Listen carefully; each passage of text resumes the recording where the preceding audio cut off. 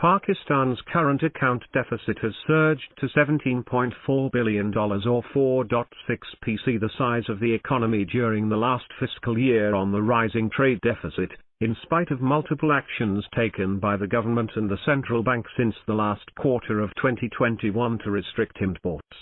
The growth in exports and remittances sent home by Pakistanis living abroad did somewhat help close the gap, but elevated international commodity and oil prices meant that the country would spend more on its energy and other imports.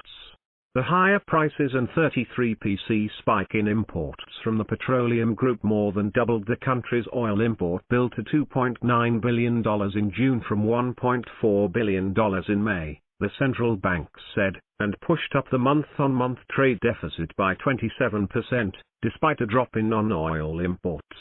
A surging current account deficit amid depleting dollar inflows from multilateral and bilateral lenders, as well as shrinking foreign investment, have brought the foreign exchange reserves and rupee under enormous pressure over the last several months, stoked rapid inflation, forced the state bank to boost borrowing costs to a multi-year high and eroded investor confidence in the economy. Finance Minister Miftar Ismail recently said a policy plan would soon be in place. Imports will go down gradually and exports will be up organically within 3 months, he said without elaborating. The state bank too is hopeful of the current account moderating from this month. The surge in oil imports saw the current account gap rise to $2.3 billion in June despite higher exports and remittances.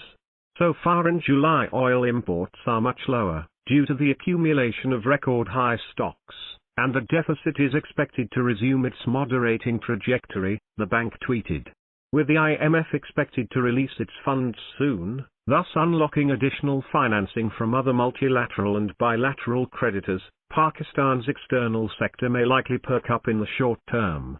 Yet, the deepening political turmoil is spawning doubts about the government's ability to make tough decisions going forward and tackle the long-standing structural issues of the economy responsible for the recurring balance of payments crisis. Lately, global credit rating agencies like Fitch and Moody's have also cited political risks to Pakistan's ability to maintain a credible policy path. It will be unfortunate if the country digresses from the stabilization path and fails to address structural impediments to exports and FDI because of the opportunistic politics being witnessed at the moment. Published in Dawn, July 29, 2022.